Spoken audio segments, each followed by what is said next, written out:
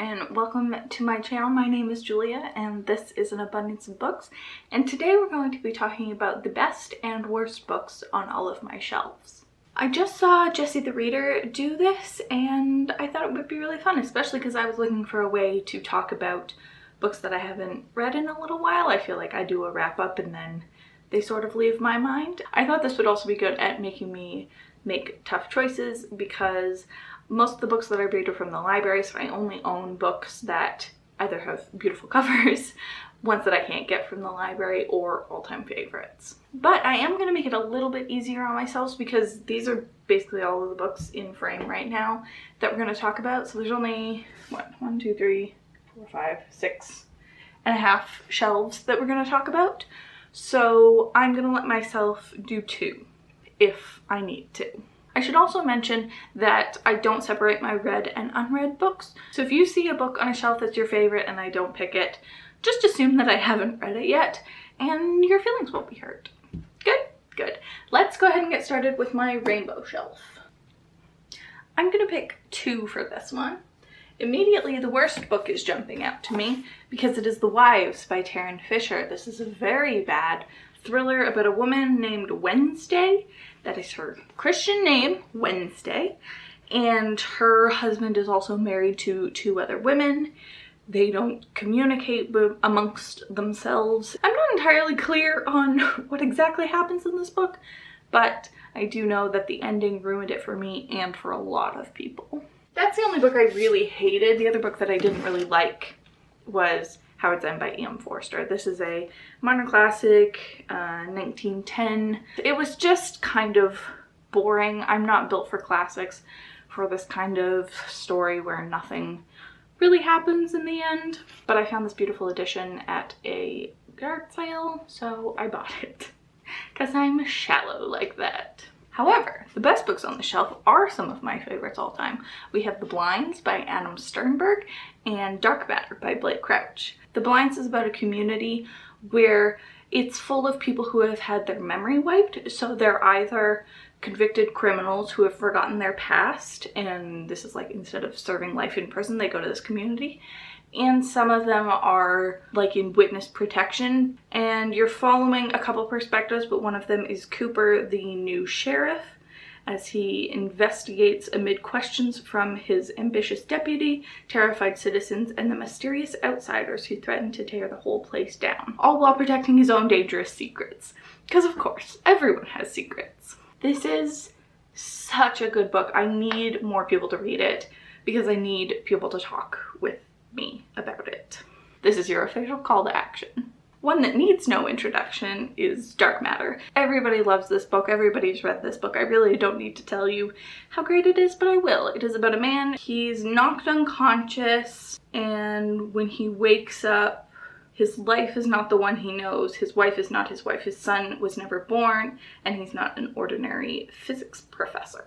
It's a sci-fi thriller. It has stuck with me for many years. The next shelf here is mostly just sort of organized by height. I fanned out my Every Heard a Doorway to sort of make everything fit. Let's do the worst book first, and that's an easy one. It's The Bear and the Nightingale by Catherine Arden. Again, a book I know a lot of people love, but this is a fantasy story about a Russian family, and I really didn't care for it. This is another one that I picked up in a little free library, so I can be easily swayed by beautiful covers. I just found it really boring and it didn't focus on the things that I wanted it to. I understand why people like it, it's just super not for me. Now the best book is a toss-up because it's one of the ones by my queen, Helen Huang. It is either The Kiss Quotient or The Bride Test, and I don't want to have to pick between the 2. A friend and I were talking about this recently, and I think The Bride Test is better. I think it's just a more cohesive story with higher stakes and more interesting characters you don't see in every book. Don't get me wrong, I absolutely love The Kiss Quotient, nothing against it, but this one did make me have to curl up in the fetal position and sob for like 20 minutes. This one, I was only in the fetal position for like 10 minutes, so clearly this one has to be the winner. Next up, these are my tall hardcovers and then some gray books, the ones that didn't fit in my black and white shelf. The worst book on the shelf is very easy for me. It's The Midnight Bargain by C.L. Polk. You will have heard me talk about this a lot in many videos, all in a bad context. I read this in January of this year, and it's still probably the worst thing I've read all year, but the pretty cover. This one I actually did buy before reading it. This is a story about a woman named, I want to say Beatrice. It is Beatrice. I've been noticing recently there's a ton of Beatrices in books. This one, Neverworld, something else. I'll put it in if I remember. Just everyone's named Beatrice. Anyway, this is about Beatrice who lives in a world where men are the only ones who are allowed to practice magic, but she wants to, and blah blah blah, I don't care. I just found it really heavy-handed feminism, and I didn't like any of the characters, and I had a very bad time. I would have DNF'd it if it wasn't for the audiobook. Not that the audiobook was great or anything, I just felt like I had to read it because I paid apparently $33.95 for it. So that was too much. Oh shoot, there's another worse in here. Okay, the other worst book on this shelf has to be God Game by Danny Tobey. I hate this book with every fiber of my being. It's so unnecessary. The plot is convoluted, the writing is bad, the characters are all like tokens. Like you literally have the token girl one and the token black one in the group, and it's not good, and it was dumb and bad and way too long, and I had a very bad time. Now for the best, one of them has to be Anna K by Jenny Lee. This is a modern day Korean American retelling of Anna Karenina, and I love it so much. Very Gossip Girl vibes, because apparently everything has to be compared to Gossip Girl. I'm guilty of that as well. It's multi-POV, it's rich people drama. The characters in this are really special. Anna especially I love so much. There's a second one out and I'm too scared. I'm just kind of pretending this is a standalone. But I might have to cave and read it. Like holding this is making me fall back in love with it. Seven Husbands is on the shelf, but we're not going to talk about it because everyone knows Seven Husbands is good. So instead, we're going to talk about The Turn of the Key by Ruth Ware. I absolutely love this book. It's a retelling of the taming of the shrew. The Turn of the Shrew. What is it called? The Turn of the... I'm falling apart. I absolutely love this book. It's a story about a woman who goes to nanny for this rich family in the Scottish countryside. They have this amazing old house where like half of it is gothic and crumbling and the other half is like all glass, modern appliances, everything is touchpad. There's a creepy garden in the backyard. It's all just so atmospheric. This is one where like if you traditionally read domestic thrillers like Gru Hendricks and Sarah Pekkanen, this is just going to take you a little bit outside of your comfort zone and you will be better for it. Okay, next up is this little half shelf down here that I never know what to do with. Oops. The first book is The Siren by Catherine St. John. This one feels like kind of cheating, but there's not a ton of books on that shelf, so I have to pick this one because it's the only one that I've read that's bad, but I did DNF it. So I feel bad, but I gave it a good chance. I skim read the first 100 pages, I think, and I just really couldn't get into it. It's rich people drama, but not fun. I don't know why. Some rich people drama works for me and some doesn't. And the writing like never stuck with me. It just kind of flowed over me, like the words were just happening, and I couldn't really get invested. The best book is a recent read for me, People We Meet on Vacation by Emily Henry. This is sort of the perfect rom-com? Is that too bold to say? But like, yeah, it's the perfect rom-com. It's about Poppy and Alex who had a falling out. They used to go on vacation every year, but they haven't for the past couple. And now Poppy has invited him on one last vacation, and we don't know why they had a falling out, but we get to sort of see it through flashbacks of the vacations that they took in the past, all the way up to the present. It's adorable. It's hilarious. If you like banter, this is the book you have to read. This is the best banter I have ever read. That feels bold, but we're being bold today. We're making bold choices. All right, we're heading over here now. This top shelf, Doesn't really have anything. It's like notebooks and childhood books, so we're gonna skip it. These are my short hardcovers on this shelf. And there's a lot of really good stuff on here. Okay. The worst book on the shelf is Love, Heather by Lori Petru. This was sold to me, the jacket says, that the kids are enacting Heather's style revenge scenarios in the vein of the 80s cult classic, but it's really not that, and it's super boring high school drama. There's also a character in this who is transitioning, and I didn't love the way that it was handled. I don't think it was bad, it just like occasionally didn't feel great. There's also a twist right at the end that really didn't work for me. Like, I can recognize that it's a good twist, but it's probably just because I wasn't invested in it already. It's boring, it's repetitive, it's not worth your time. The best book is really hard.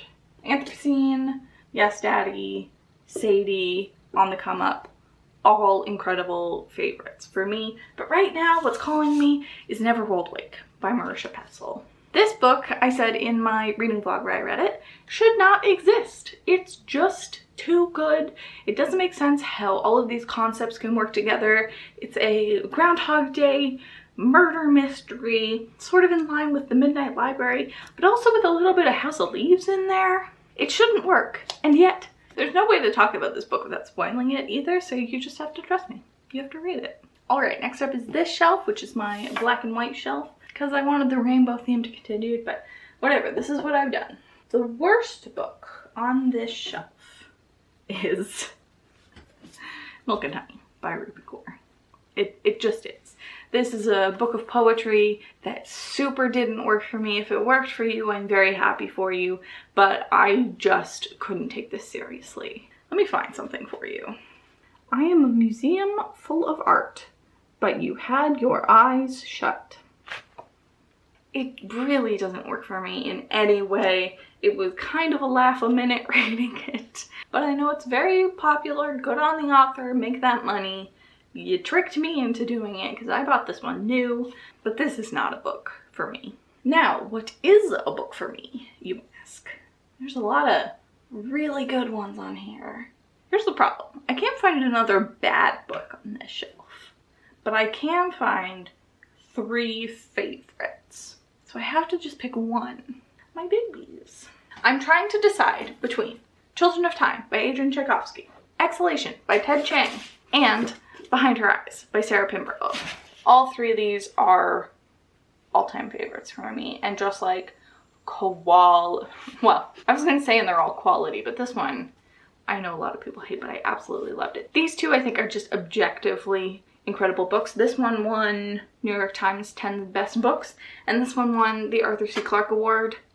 So I guess it has to be one of these. Oh, yeah, I'm gonna pick Children of Time because this one just really worked for me. I really love, similar to Never Old Wake, the way that this weaves disparate genres into it. So it's a sci-fi adventure, but it also has a lot of morality discussions, stuff about gender. I think the reason I can't pick this is because it's a collection of short stories. While I think 90% of them are good, there is one in here that I don't like. And short story collections I feel like just don't stick with you as long term as a 600-page novel. Children of Time is my pick. Great book. Go read it, please. We are on to the last shelf. This is my sci-fi and fantasy series shelf, more or less. The worst book on the shelf is really easy. It's Only Humans by Sylvain Neuvel. The first book in this series is Sleeping Giants, which I loved. Waking God's the second one. I loved. Both of those are 5 stars.